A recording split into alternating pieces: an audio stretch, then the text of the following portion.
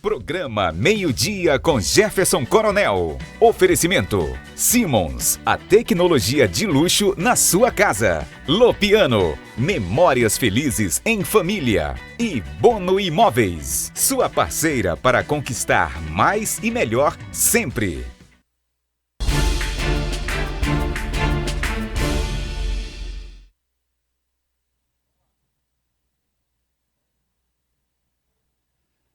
Boa tarde, estamos começando o nosso meio-dia com Jefferson. Boa tarde, estamos começando o nosso meio-dia com Jefferson Coronel, conforme o anunciado e por estúdio novo. De vez em quando a gente dá uma tropeçadinha aqui, outra ali, de cara nova, né? De roupa nova. É isso, Jefferson? Roupa nova, né? Exatamente. É roupa, né? Bonita roupa nova. Dinâmica, grande, espaçoso. Eu gosto de coisas espaçosas, porque parece que libertam você um pouco mais daquela coisa mais fechadinha. Agora, vamos falar a verdade, eu adoro aquele estúdio que a gente estava, porque eu comecei em rádio lá em 1980, que você sabe, na Rádio Tropical, que você curtiu muito, eu lá como locutor, aquele negócio todo. Era menino. Você...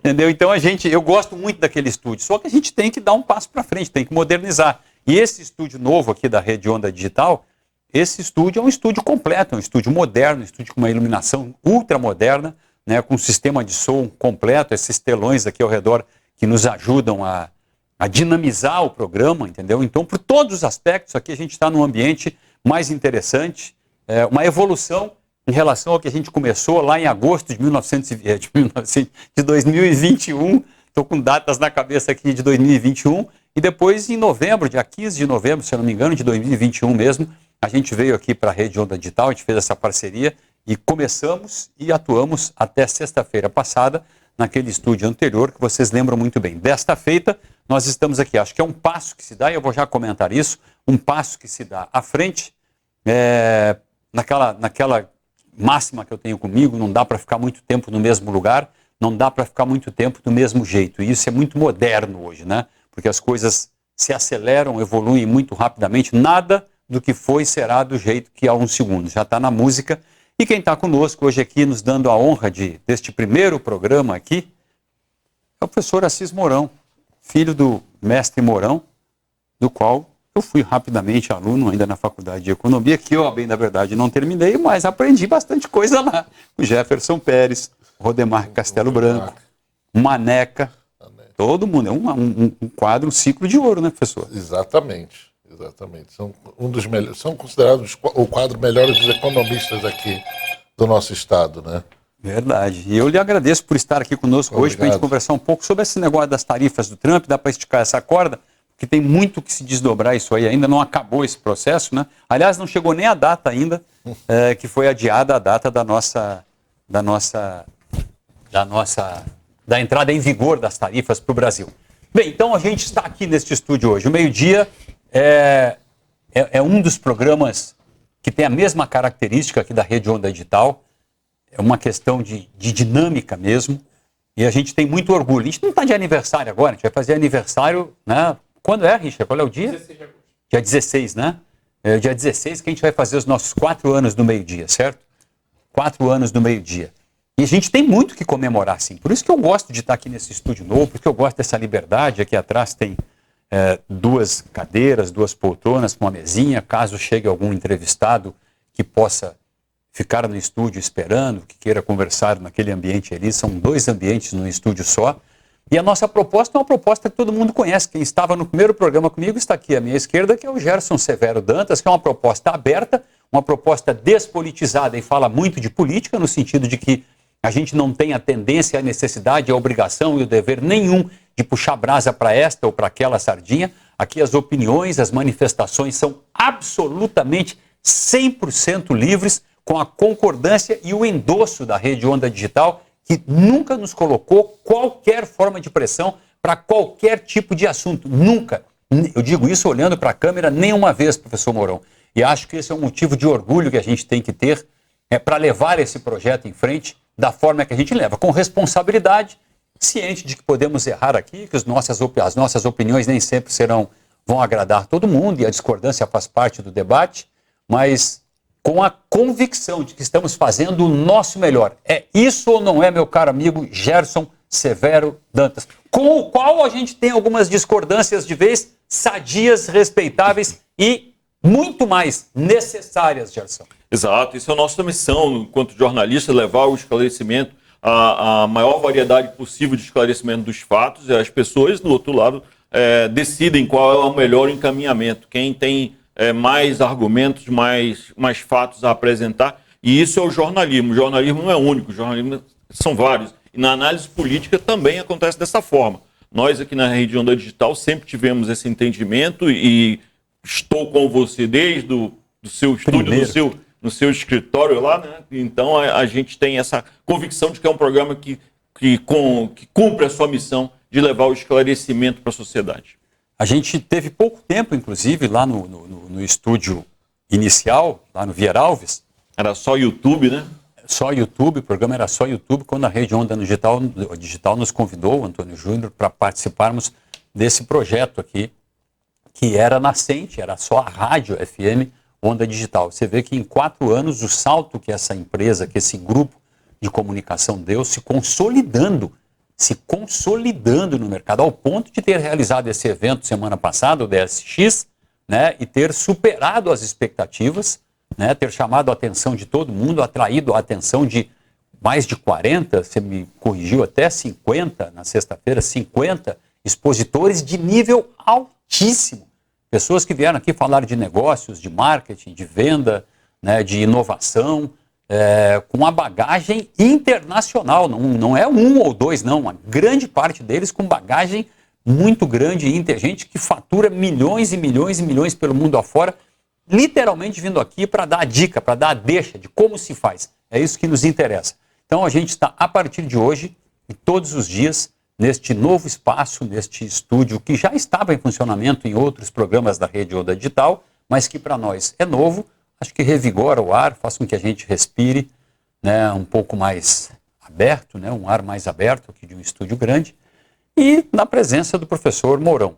Eu queria, antes de começar, professor Mourão, rapidamente, fazer um comentário de situação, porque eu recebi alguns questionamentos da live que eu fiz hoje pela manhã, dizendo o seguinte: independente de mérito nenhum para mim, não faz a menor diferença. É claro que os eventos de ontem, as manifestações de ontem foram grandes. É claro que foram grandes. É claro que tinha bastante gente. É evidente que tinha bastante gente.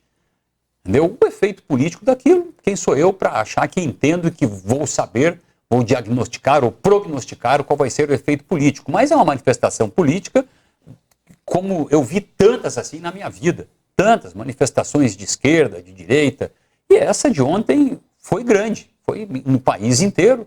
Não foi a maior de todos os tempos. Não dá para eu engolir e concordar com o que tenta fazer uma parte da grande mídia, que quando vê aquilo ali de um lado, diz que tinha 1 milhão de pessoas, quando vê do outro lado, diz que tinha 20 mil pessoas aí. Não dá para mim concordar. Os meus olhos não me enganam. Ali tinha mais de 30 mil pessoas, tanto na Paulista como em Copacabana, mas seguramente mais. 30 mil pessoas é menos do que a lotação da Arena da Amazônia. Você não pode desprezar aquele público ali e achar que a lotação da Arena da Amazônia ia criar aquele espaço imenso de pessoas lá, amontoadas, todas coladinhas uma junto à outra. Então não estou entrando no mérito se a manifestação, eu não vou a essas manifestações, não me lembro de ter ido a uma sequer na minha vida, a não ser como profissional para cobrir, né? De vez em quando, não lembro, sinceramente não lembro de ter ido a uma só na minha vida, mas a verdade é que houve a manifestação, a verdade é que houve. E a outra notícia que eu comentei, para deixar bem claro isso aí, é que eu estranhei, é um direito meu, né, que o senador Marcos Duval tenha recebido uma tornozeleira. Estranhei porque esses caras têm imunidade para tudo que eles falarem enquanto detentores do mandato, para tudo. Está claro, para quaisquer manifestações, quaisquer palavras, quaisquer, não deixa margem para erro. E se eles cometerem o crime, eles são processados. Mas hoje o país está de um jeito em que... Aliás, Marcos Duval, eu não sabia nem quando comentei hoje de manhã de que estado ele era. Depois que me disseram que era do Espírito Santo. Para mim não faz a menor... Acho até ele meio maluco. Mas eu não posso, como alguém que trabalha com comunicação, que trabalha assentado numa base de liberdade, achar que está correto, que é justo, que cai bem e bater palma para ver um senador com uma tornozeleira. Um senador no exercício do mandato. Eu conheço senadores que já fizeram críticas veementes a governos diferentes. Eu fico imaginando se alguns desses amanhecessem com uma tornozeleira por causa disso. Ah, ele viajou para os Estados Unidos sem ser autorizado. Nossa, primeiro que um senador que não é condenado, que não tem nenhuma condenação, não poder viajar já é um absurdo. E ele, portador de um passaporte, passou pela alfândega, passou pela Receita Federal, passou pelo aeroporto, né, com mais de um passaporte, inclusive, e ninguém impediu. E ele, comprovadamente, ele mostrou os documentos, comunicou a Deus e todo mundo que ele estava indo, inclusive com os bilhetes de passagem. Inclusive com os bilhetes de... Barbaridade. Com os bilhetes de passagem. O Marcos Duval está ligando para ele nesse Marcos Duval está me momento. agradecendo o comentário. Não, Marcos, agora não, pelo amor de Deus, entendeu? Então, assim, é uma manifestação que eu faço, porque eu fiz hoje de manhã na live que conduzi, e as pessoas me questionaram também, né, até em inbox, tal, alguns amigos perguntaram se eu conhecia Marcos Duval. Não faz a menor diferença para mim. Eu estou falando a respeito de um parlamentar, de um senador da República amanhecer com uma tornozeleira. Diante desse Congresso, que na minha opinião está de joelhos, não é de se estranhar tanto assim. A gente faz um intervalo rapidinho e volta depois conversando o que interessa com o professor Assis Mourão e meu parceiro Gerson Severo Dantas.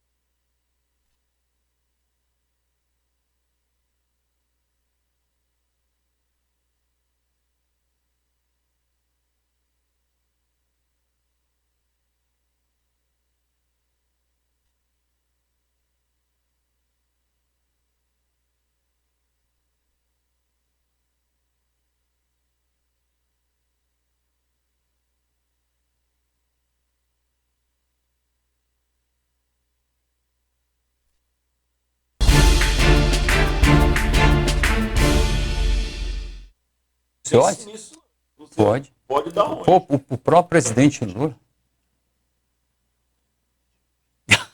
Voltamos aqui. Eu já disse, Como sempre, o intervalo animado. o intervalo aqui no meio-dia com Jefferson Coronel é o melhor programa que a gente teria, professor Mourão. Você ouviu o que eu disse? Ouvi. É o Verdade. melhor programa se a gente pegar e inverter e apresentar, né, Gerson? O meio-dia, ao contrário, fazer em off o programa e em on o intervalo, meu amigo, vai bombar. Vai bombar mesmo. Tá perdendo dinheiro. Já era para fazer um BBB dessa parte. Verdade, verdade. Essa parte do intervalo. Não tenha dúvida disso. Tu negou o Professor couro Mourão, come. aproveitando o gancho do que a gente estava falando no intervalo. Professor Mourão, onde a gente vai parar? Entendeu? A Zona Franca de Manaus, por exemplo. Claro que a gente já viu, já teve manifestação do Serafim, de especialistas, né?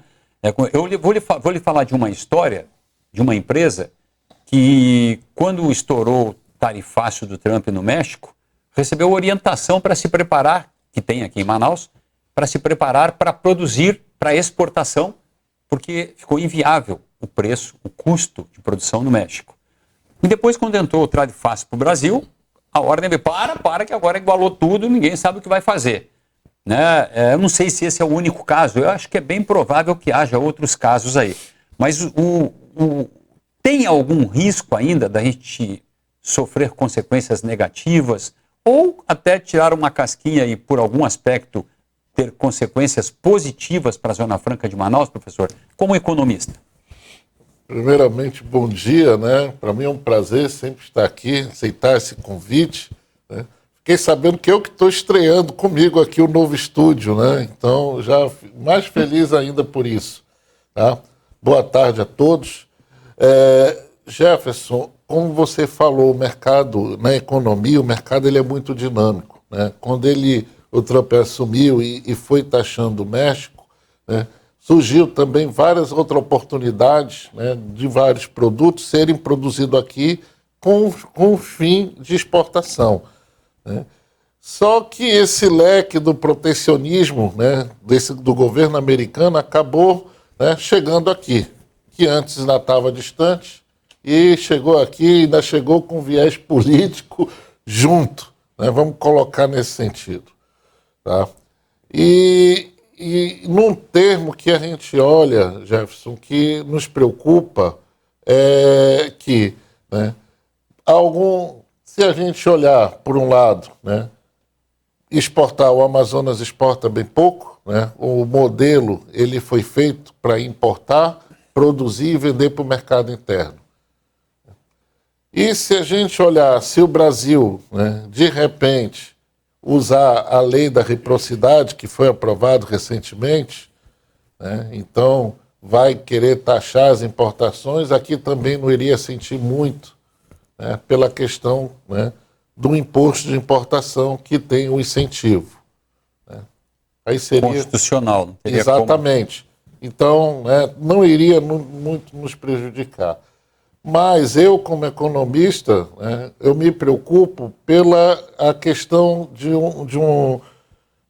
da gente sofrer indiretamente, né, por estar numa economia fragilizada, né, ano passado o PIB fechou em 3,4, né, esse ano a previsão do PIB é de 2,23, né, uma Selic alta, 15% é a segunda maior do mundo, só perdemos para a Turquia. E uma inflação que já passou o teto da meta, né, que, por incrível que pareça, devido ao tarifácio, está com uma projeção de queda. Principalmente no fator da carne. Mas essa queda, deixa eu lhe perguntar uma coisa tecnicamente. Primeiro, o Gerson fez uma baita de uma matéria, de um artigo na semana passada, de alguns produtos nossos aqui beneficiados, né?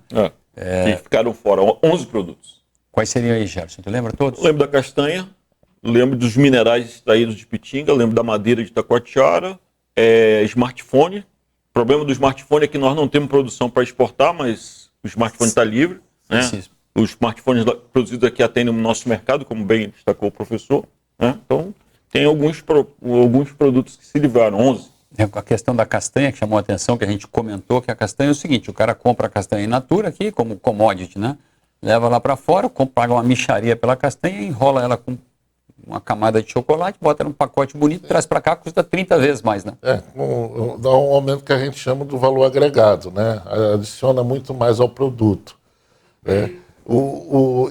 E essa minha preocupação é com a questão, porque nós não exportamos, nós somos dependentes do mercado interno.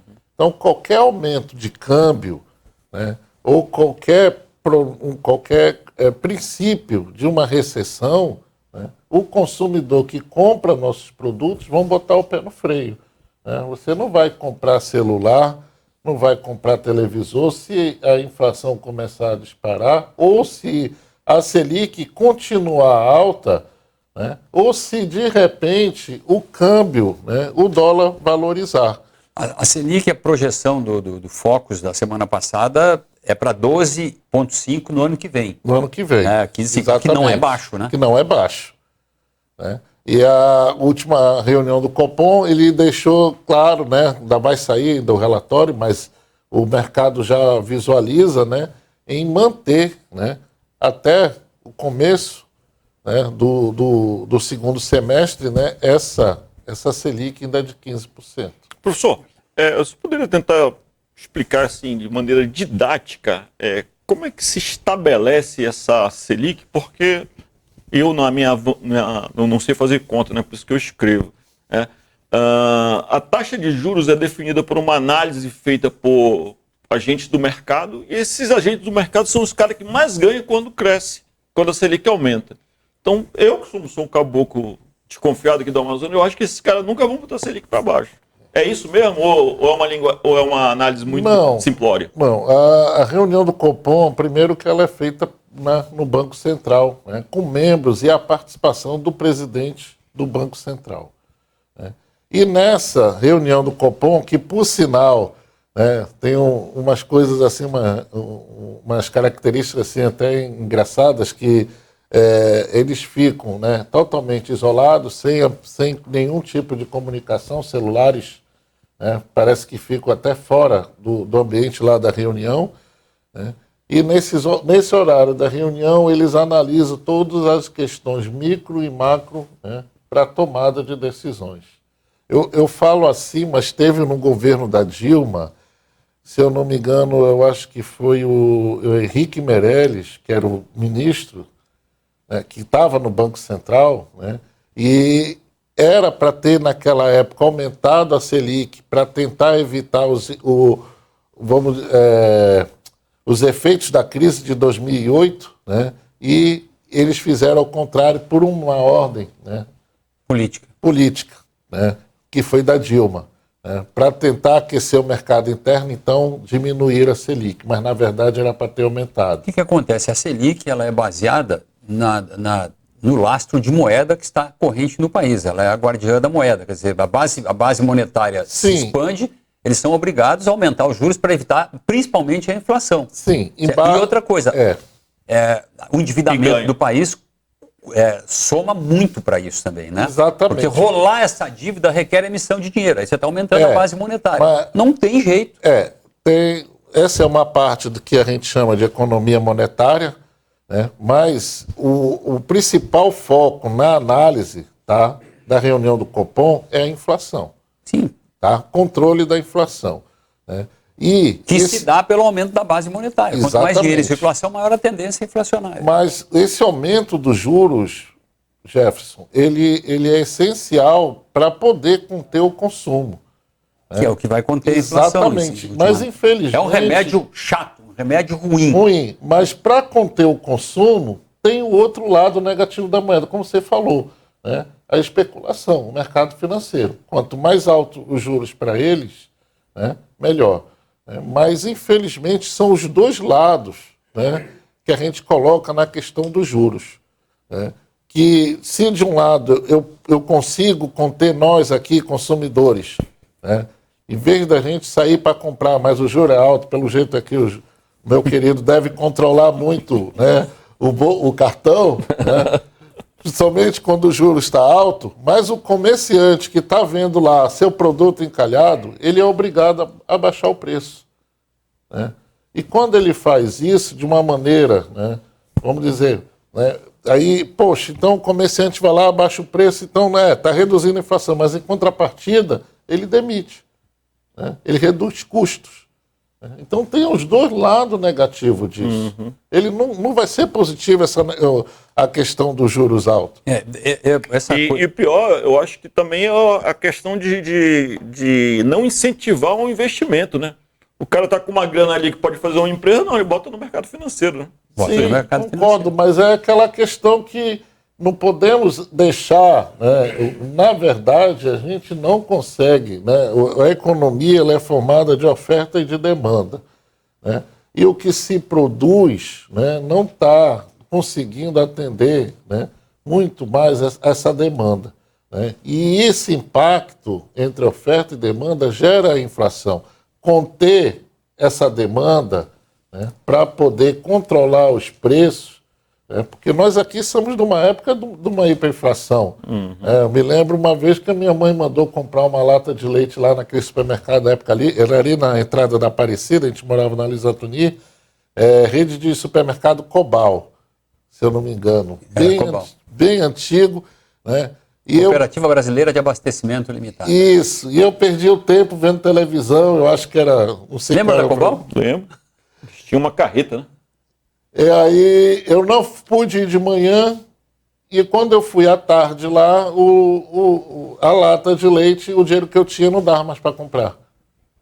Então era uma inflação praticamente, né, por hora, diário, né? De manhã o valor era um, à tarde o valor era outro. Então, esse controle da inflação que veio desde a criação do Plano Real, né, que é o foco, né, no caso, né, do Banco Central, mas também envolve também essa questão, né, da especulação, né, porque para o governo seria bom uma Selic baixa, né, porque ele pagaria os juros da dívida mais baixo. O problema, mestre, é que com a expansão, com o gasto que o governo tem, com o custo dessa máquina para o governo, não há hipótese de acontecer. Tanto é verdade que isso se defendeu corretamente, só que mudou a diretoria do Banco Central inteira, passou e a coisa aumentou a taxa de juros. Não é uma questão de gosto pessoal, não é vou baixar a taxa de juros para gerar investimento. Vai baixar a taxa de juros para gerar investimento, você vai facilitar a entrada de dinheiro em circulação. Quando você vai aumentar a base monetária, aí o que é a obrigação do Banco Central, do PROCON?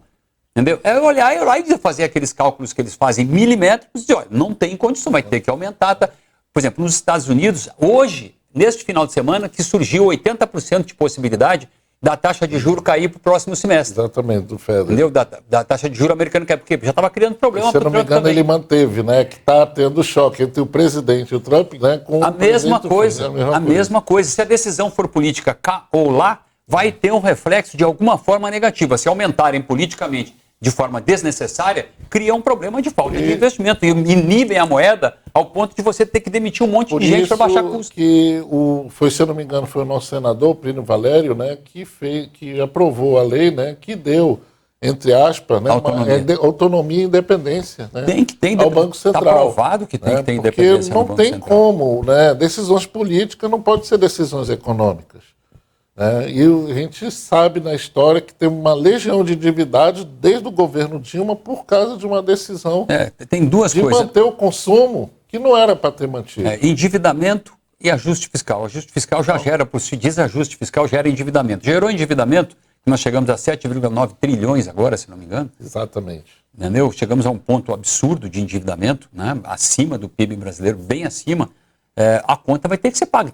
Por quê? Para botar dinheiro tem que gerar juros. Para pagar esse serviço dessa dívida, não há alternativa para o Banco Central. Né? Porque o governo não consegue, através da arrecadação, o suficiente para poder suprir a sua despesa. Aí é obrigado a lançar títulos.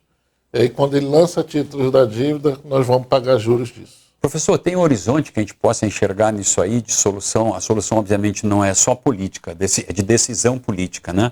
E partiria do ajuste. O senhor enxerga como economista, como alguém que atua e filho de um reconhecido economista aqui, que é o professor Mourão, um horizonte, uma expectativa, né, Gerson, para a gente dizer assim, quando é que a gente sai desse nó em que a gente entrou aí? Qual seria o primeiro passo, obviamente, de decisão política com reflexo na economia? Jefferson, aquele momento em que, como você falou ainda há pouco, o remédio amargo, né? E estamos próximos de eleições, então o governo ele não olha a questão econômica, ele está olhando as pesquisas, né, de intenção de voto. E se o governo começa a olhar que está caindo, então ele abre muito mais o cofre. Né? E aí que está a questão, né? Abrir o cofre e ao mesmo tempo, né, aumentar impostos. Né? Tem um exemplo claro aí, a IOF. Né? É o Imposto de Movimentação Financeira. Esse imposto é um imposto que ele não é um imposto em si. Arrecadatório, ele é... Exatamente, ele é de regulador. Né? Inclusive para questões econômicas como a inflação. Muita moeda no mercado aumenta o imposto desse aí para inibir a circulação de dinheiro. Como uma vez eu dei até uma entrevista sobre isso, que na época o real estava mais valorizado que o dólar, né? Daí estava todo mundo viajando, né? E começou a faltar dólar, né? Nas casas de câmbio, né? Até que em Manaus aconteceu isso. E aí, nesse momento, o que acontece? O governo usa o IOF, aumenta a porcentagem do IOF no cartão de débito e crédito em dólar, né, para poder conter o quê? Essa sangria. Aí sim, né, nesse caso, regulador ele está sendo usado. Agora, usar como imposto de arrecadação, né, é totalmente inviável. Né? Essa atitude do governo. Reforma administrativa, né, e redução de gasto, até o momento, a gente não está vendo. Professor, o senhor falou no dólar, e aí, puxando para o assunto que está no cerne do programa de hoje, que é o Donald Trump, ele é particularmente irritado com o Brasil porque no âmbito do BRICS há uma discussão para tirar o dólar da moeda corrente entre as transações internacionais. 80% das transações comerciais entre os países é feita em dólar, o que dá ao presidente dos Estados Unidos um poder de fogo muito grande. Ele pode congelar ativos dos países que estão em dólar, e o nosso país é um dos países que mais tem dólar guardado. Salvo engano, está na casa de 350 trilhões as reservas cambiais brasileiras. Bilhões. O senhor enxerga esse quadro como? Vamos lá. Primeiro, né, que é a questão dos países, né, no mercado internacional usarem as suas próprias moedas nas transações, isso é muito mais antigo do que agora colocado pelo BRICS. Né? O que eu acho interessante é que o BRICS é o quê? A China, né, a África do Sul, a Rússia, Brasil e a Índia. Né? Mas só pediram para o governo brasileiro, né, ou para o Lula, né, falar, né, para a imprensa que ia usar a moeda única. Né? Por que a China não falou que é uma das maiores exportadoras, né, do mundo? Mas não, empurraram o Brasil, né, e gerou, né, vamos colocar assim, essa fúria, né, do governo americano. Mas isso é uma coisa que realmente o mundo está correndo para isso. Né? Dessas transações nas suas próprias moedas, porque o dólar, né, desde a crise de 2008, ele se tornou uma moeda muito instável. Né? Não é mais aquele mesmo dólar que nós conhecíamos antes, né? Principalmente naquele nosso passado de hiperinflação, em que, né, eu me lembro uma vez o meu pai comentando com um amigo, dizendo, olha, é melhor, né, a gente comprar dólar e guardar, né, do que aplicar.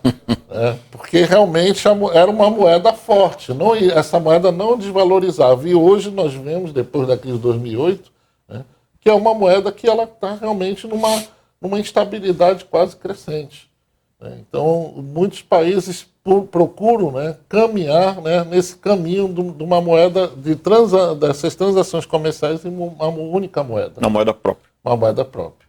E isso, do ponto de vista econômico, seria interessante? Sem dúvida, né? Porque sairia daquela caixa do que nós chamamos, quando a gente compra uma mercadoria em dólar, né, que é o fechamento de câmbio. O que é o fechamento de câmbio? Né? Qual é o valor do dólar do dia? Né? Multiplica pelo valor da sua mercadoria, está ali a porrada. Então, diminuiria, né, esse custo, né, e iria criar entre os países, né, essas reservas. Eu tenho mais moeda chinesa, mais moeda japonesa, né, dá para comprar, não dá, e assim caminharia-se, né, na questão do mercado. Né. Mas o governo americano ele quer dominar, que se use, né, de não deixar, né, que as outras moedas circulem, né, se não for a dele. O Trump disse que para eles é considerado uma declaração de guerra, querer fazer desvalorizar o dólar. Agora, desvalorizar o dólar no grosso do negócio mesmo, aí é muito difícil. Por exemplo, 25% na base monetária americana estão, do PIB americano, da economia americana, estão nos títulos da dívida pública. Sim. E quem mais detém títulos é o Japão. E depois é a China. Sim. Entendeu? Vai dizer para eles que o dólar vai desvalorizar. Eles estão perdendo patrimônio. O Trump usou isso. Agora está sendo obrigado a ceder. Mas usou isso também como, sabe, como fator. Jefferson, eu discordo. Eu acho que é a China. Não, o maior detentor de reservas é o Japão. É o Japão. É o Japão. Em segundo lugar, a China. Entendeu? Quem mais detém títulos da dívida pública americana são os americanos. 75% dos títulos da dívida pública americana estão dentro dos Estados Unidos. Estão nas mãos de empresários de negócios da população americana. Entendeu? Mais 25% é um quarto da economia daquele país. Que é uma economia de 30 trilhões de dólares. E eu vou fazer um intervalo, depois a gente volta discutindo esse assunto tão agradável, né? Numa segunda-feira. Numa segunda-feira, para começar. Segunda-feira indigesta, que a gente pode dizer assim às vezes. A gente faz um intervalo e volta já já aqui pela Rede Onda Digital.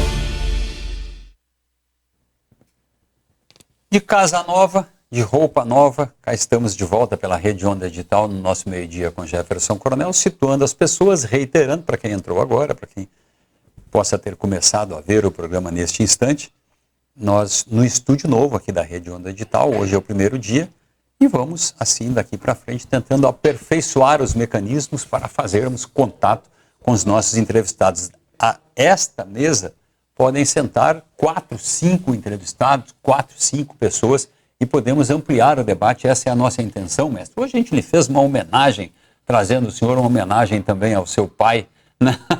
Trazendo o senhor aqui para discutir um pouco dessa coisa da economia. Mas Jefferson, quem senta no canto da mesa paga a conta, né? Mas é isso que eu pago aqui, ó. De vez em quando o Gerson faz eu pagar a conta. Tá voltando a pagar,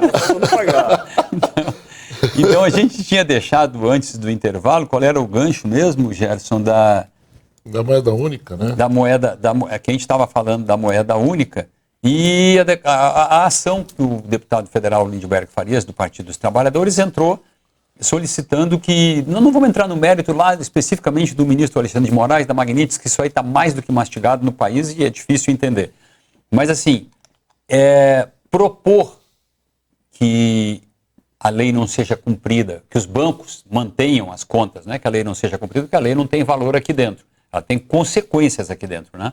Então, propor que os bancos mantenham as contas, não cancelem as operações do ministro, cria um problema lá fora, porque submete ao Bradesco às sanções americanas. O Bradesco não, qualquer banco, porque o Bradesco foi o primeiro a dizer que cumpriria a lei americana, no caso. Jefferson, nós estamos numa economia globalizada e o Brasil não está longe disso. O Brasil faz parte disso, né? E dizer que o Bradesco não deve nem cumprir a lei americana, essa é, desculpa a expressão aqui, uma loucura, né? O Bradesco, né, ele é um banco que ele não só está dentro do Brasil, como ele está na América do Sul, na América Latina e no mundo. Né? Tem agências em Miami, Nova York, Orlando. Então, não tem como, né? E se a gente não falar do Bradesco, tem até o próprio Banco do Brasil, como também tem agência lá nos Orlando, Estados Unidos. Nova York. Então, é uma coisa que não tem como, né? Dizer que não que só por causa da nossa soberania que a gente não tem que não obedecer, né? Vamos colocar assim, vai ser um prejuízo se o banco, se digamos, o Bradesco não acatar essa lei, né? Vai ser um prejuízo de quantos milhões, quantos bilhões, né? No banco, né? Então ele vai fazer isso por causa de uma só pessoa. Teve banco francês que já pagou alguns bilhões de dólares, né, de sanção por causa desse tipo de coisa. Esse é um caso típico de imperialismo, uma decisão lá tomada nos Estados Unidos com impactos em todo o mundo. Isso não gera uma preocupação de que a gente deva construir sistemas próprios que independam da gente estar ligado aos Estados Unidos? Eu falo isso porque eu ouvi uma discussão entre militares outro dia muito interessante, que é o caso das Forças Armadas Brasileiras, elas usam GPS americano, né? E que eles diziam que a gente tinha que construir uma tecnologia nossa própria. E eu lhe pergunto, na economia é possível criar uma tecnologia nossa que essas consequências dessa lei não chegassem aqui?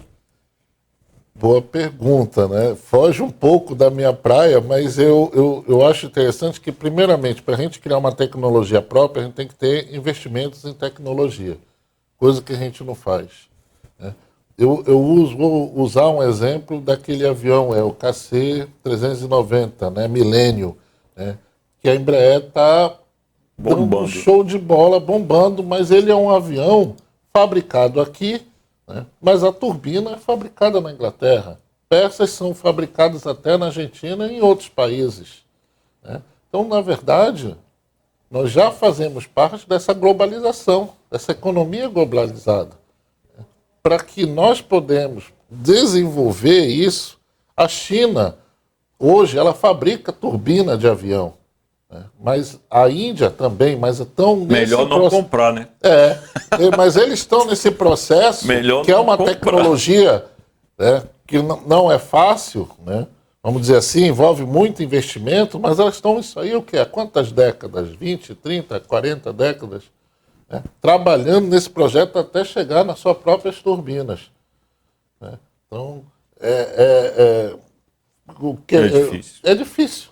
Se pegar a tecnologia embarcada no iPhone, a maior parte do que tem ali dentro de software de inteligência vem dos Estados Unidos e principalmente de Israel. E foram tecnologias desenvolvidas em ambientes militares, entendeu? E lá atrás, e esses caras detêm a patente de tudo isso. Essa é uma guerra em que a gente não tem condições de disputar. A gente não tem, esquece, o Brasil não tem, porque nós, é como diz o professor, a gente não agrega valor no produto. A gente pega o produto, produz aqui, entendeu? E consome aqui dentro uma coisa que não tem agregação de valor tecnológico. É o caso, a Embraer, 60% das peças do que é usado na Embraer vem de fora. Entendeu? Aquilo que é mais sofisticado vem de fora. Isso não tira o mérito do projeto de engenharia aérea, né, de engenharia aeronáutica, que a Embraer tem, tanto que ela vende para o mundo inteiro. Tem negócio, graças a Deus, a Embraer ficou fora desse tarifaço, porque o prejuízo seria absurdo. A quantidade de aviões que esses caras estão vendendo para o mundo é um negócio maluco, até difícil de acreditar, né? Verdade. O que eu acho interessante, a Rússia participou lá da guerra na Síria, né? E aí tiraram uma foto, um piloto russo de um caça tirou uma foto lá do painel do avião, e no painel do avião estava lá, pendurado, né, de uma maneira assim, vamos dizer assim, um puxadinho, né? Um GPS, né? Uma maquininha lá de GPS, né, americano, né? E olha que os russos têm seu próprio GPS. Tem um sistema próprio. Exatamente. Esses caras não vão entrar em guerra nunca. Entendeu? Mas não vão. Hoje é uma questão de instinto de sobrevivência, né? Aquela história de instinto de preservação da espécie, né? Primeiro que uma guerra armada hoje, nuclear, essas coisas, é coisa completamente fora do baralho. A guerra hoje é econômica. Evidentemente econômica, tecnológica, tecnologia avançada, mas que permita ganhos financeiros. O que você disse é a coisa certa. É uma atitude imperialista americana? Claro que é uma atitude imperialista, a gente analisando por esse lado. Agora, de quem tem poder e força para isso, poder econômico para isso. De quem tem poder, de quem tem bala na agulha, como a gente costuma dizer, para fazer esse tipo de pressão. E eles têm muita bala. Muita para fazer esse tipo de pressão. Eu pedi, é que nem eu pedi para ti entrar no ringue, né, lutar com o Mike Tyson e ainda falar para ti, dar um nocaute nele. Né? Não falando dos Estados Unidos, a maior economia. Eu usei esse exemplo, né? Lembra que eu usei esse exemplo semana passada? Mike Tyson entrar no meu bar, meu professor. E alguém me disse, olha, Mike Tyson está lá no cantinho quebrando tudo. Vai lá. Vai lá resolver isso com ele. Não, peraí, vou lá e vou levar uma cervejinha para ele. Você quebra devagar, mas eu não vou dar um tapa no Mike Tyson. Leva uma cunha-poranga do lado. Não vou dar um tapa no Mike Tyson. Nós estamos falando dos Estados Unidos, a maior economia do mundo de consumo, né, e maior poder bélico militar. Não, agora tem uma coisa que é o seguinte, não dá para a gente confundir. Quando a gente fala em soberania, mestre, eu acho que eu tenho que concordar com a intenção do presidente, do Lula, política, de dizer eu não vou me render. Eu tenho que concordar com a intenção dele. É que ele não vai dizer que ele não vai dizer que vai se render. Então, assim, outra coisa, quer ver um aspecto interessante disso? O Lula está brigando para cima. Certo? É. O Lula está brigando para cima, o Lula está atirando no Trump. Perder não é feio. Feio era ele perder para o Maduro, que voltou atrás na taxa de 77%. Entendeu? E ninguém deu um pio. Maduro anunciou a taxa, ninguém deu um pio. Não foi nem 30%, 77%. Aí recuou. Ou seja, o Lula venceu. Estou falando do Lula, falo do governo dele. Na briga com o Trump, quem pode dizer para o cara, você está errado? Entendeu? Politicamente, claro que isso tem consequências, eu acho gravíssimas para o Brasil. Acho que o linguajar do presidente não é apropriado. Acho que a forma como ele desafia essa questão do dólar, essas coisas todas, tem consequências. Está aí o tarifaço de 30%, entendeu? Mas ele tem que fazer uma análise, às 30 vezes... não, 50%. 50%. Uma análise meio estratégica disso aí. O cara tá jogando, tá brigando pra cima, tá brigando com o Mike Tyson. E que eu disse que não tenho coragem de brigar. Jefferson, mas assim, né, vamos colocar... Eu tenho um outro olhar, né? Uma coisa é você tentar inflamar, né, pela uma questão da soberania. Hein, Gerson? Eu estou inflamando. Não. Vai que o Trump me ouça, pelo amor de Deus, vai meu visto. Olha o Magnitsky. Olha o meu visto. Eu tô achando assim, o Pateta tá te esperando, pô. Meu Deus do céu, né? Daí não vai nem conseguir entrar nem no avião, né, Jefferson? Nem sair de casa. Tem que falar com o Marcos Duval. Pô, como é que ele fez para ir para lá? Marco Duval sabe como Tem sair. 3 passaportes, o cara. Pô. Eu acho assim que nesse ponto, né, que o que nós estamos pecando do governo, no meu ver, é tentar sentar na mesa e negociar. Porque o Japão já fez, o México Todo mundo fez. está fazendo, Todo a mundo China, né, conseguiu prorrogar e está em negociações e a gente, por enquanto, esperando uma ligação. Né? Eu não sei se é o Trump que vai ligar para ele ou se é o Lula que vai ligar, que ele já avisou que está esperando o Lula ligar. Né? Mas falta sentar na mesa, porque enquanto isso... O problema é que quem senta na mesa com o Trump leva a bordoada, né? O Macron levou, o Ramaphosa da África do Sul, né? Levou. O cara lá da Ucrânia, o Zelensky, que levou ao vivo e em cores. O Lula não quer se arriscar isso. Mas, meu querido, pior do que a Índia, que está no BRICS, né? E além de negociar, ainda está ameaçando querer sair.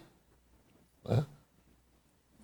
O problema que eu vejo aí é o seguinte, falamos sexta-feira, o cara é um negociador, ele é um capitalista 100%, ele quer tirar dinheiro do Brasil, ele vai tirar. Agora, qual o tamanho do que ele vai tirar, a gente ainda não sabe. A intenção dele, né, é de voltar àquela América pujante, né, aquela América que produzia, aquela América, né, da famosa Detroit, né, que era vamos dizer, o lugar onde tinha as maiores fábricas de carro no mundo. Né? E hoje não é. Né? Por quê? Porque os produtos americanos são fabricados na China, com a mesma coisa. Primeiro que pulou fora foi o Elon Musk, né? Não foi à toa, né? Quando ele viu esse negócio não vai dar certo para mim, ele caminho do feio por onde veio. Exatamente. Né? Então, nesse sentido, né, a intenção dele, né, é de voltar àquela América pujante. Mas e nisso tudo, professor, o senhor acha que a globalização ainda faz sentido? E muito. Né? Para nós, mesmo com ele tarifando assim, dando ordem no mundo? Porque o sistema capitalista, né, que foi o que até o momento o único, né, o socialismo se acabou, não existe mais um socialismo, né, e o sistema capitalismo, cada vez mais, nesse sistema, tem que se produzir o quê? Se produzir com qualidade e preço. Então, e esse capital, ele se movimenta no mundo procurando o quê? Países onde ele vai se instalar, onde ele vai investir, com mão de obra barata, menos impostos, para gerar essa produção. Para nós aqui, consumidores, né, comprarmos o nosso notebook barato, comprarmos aqui a caneca mais barata, ter câmeras mais baratas. Né? Você vai comprar um produto que vão chegar contigo e dizer, olha, tu tem que comprar um produto brasileiro porque gera emprego aqui no Brasil. Aí você olha o produto brasileiro e o produto chinês. Idênticos, qualidade, tecnologia, né? Mas o chinês está muito mais barato do que o brasileiro. Qual a escolha que o senhor vai fazer? A escolha do produto chinês. Então, nesse sentido, que caminha essa globalização, né? Dessa economia pujante, mas ao mesmo tempo capitalista, né? E que o foco agora não é mais China, Jefferson. O foco agora é o Vietnã. Né? Que a mão de obra lá no Vietnã está muito mais barata do que na China. E aquela foto que apareceu até no Instagram, que eu vi interessante, né? De uma fábrica chinesa no horário do almoço, né? Dos colaboradores deitados no chão da fábrica, debaixo das máquinas.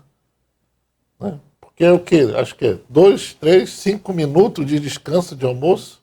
Caramba. Aí já toca a sirene, ele já só faz levantar e já fica lá. Já fica lá. Bom, só para lhe dar uma informação, PIB dos Estados Unidos, essa informação é de 30 de julho, tá? Acelera no segundo semestre e vai a 3%, acima da expectativa. Né? Assim, é evidente que esse é o alvo, esse é o foco do Trump.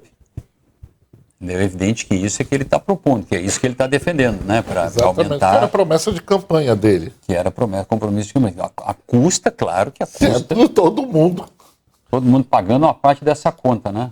Inclusive o Gerson. Né? Agora, é muito interessante a maneira como o Trump...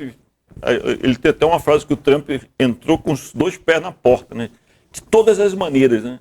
Ele hoje demitiu a responsável pelo IBGE americano, que divulga as estatísticas de emprego. Ele disse que aquelas estatísticas ali eram falsas, mandou a mulher embora para casa, né? Nesse sentido, qual o impacto de um presidente com esse tipo de comportamento na economia global? O impacto ele é muito grande, né? O protecionismo é uma coisa que não vem de agora, ele vem desde o século XVIII, que a gente chama de balança comercial favorável, que os países queriam muito mais exportar do que importar, né? E eu me lembrei, agora você falando desse aí, do Trump, você lembra no governo aí do Maduro, da Venezuela, que ele colocou um ministro da economia, que ele assumiu o cargo dizendo que não existia inflação na Venezuela, né? Esse aí foi... Eles perderam de vista, não estavam enxergando mais. Porque ele tinha... Provavelmente, né? Mas ele chegou nos meios de comunicação já no primeiro dia de posse dele e disse: olha, a Venezuela não tem inflação. A inflação acabou, né? Inflação acabou. Inclusive o Maduro mudou o Natal, né? O Natal na Venezuela é em outubro.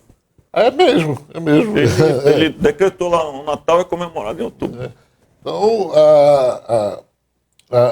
a intenção dele, né? E vai criar toda essa pressão nesse protecionismo, né? Porque, assim, se a gente, eu falo muito pelo aspecto técnico, tá? Até às vezes meus alunos e amigos acham assim, né? Eu às vezes um pouco duro no que eu falo, mas assim, tem produtos americanos que quando entram aqui são taxados. Se você importar um carro americano... Né? O etanol é a principal bronca dele. Se você importar um carro americano fabricado lá, né, você vai pagar um imposto de importação e o IPI lá, né, lá em cima. Lá em cima. Então, tem uma certa parte que ele cobra, né, que, vamos colocar na balança, é justo, né? Então, na verdade, ele quer o quê, né? Pode até não parecer injusto, mas tem certas coisas também que poderiam, né, entrar nessa negociação. Inclusive o etanol, que é essa principal bronca dele, seria interessante porque faria os preços dos combustíveis baratear no Brasil, né? Não, e detalhe, antes do governo Collor, a nossa economia era uma economia com barreiras alfandegadas. Uma economia de carroça, como dizia, né? Exatamente. É o mesmo protecionismo que ele está usando. Só que naquela época a gente tinha barreira de produtos da informática, né? Barreira de alguns automóveis, que era para proteger a indústria nacional. Vendo com o tempo, aquilo ali foi o certo? De uma certa parte... Já com um tempo histórico passado, tal, inclusive com efeitos na Zona Franca de Manaus. Sim, porque naquela época o protecionismo, às vezes, ele é usado para tentar desenvolver a indústria local, né? Já que a indústria local ela não tem condições de competir com o importado, né? Nesse sentido, né, é bem válido, porque você desenvolve essa indústria, você faz ela criar emprego, mas tem que saber o momento em que, olha, acho que a partir de agora... Anda com as tuas pernas. Exatamente. Com tudo isso que a gente discutiu e tudo isso que o Trump está fazendo, 60% das importações americanas permanecem descobertas por acordos e por tarifaços. 60%.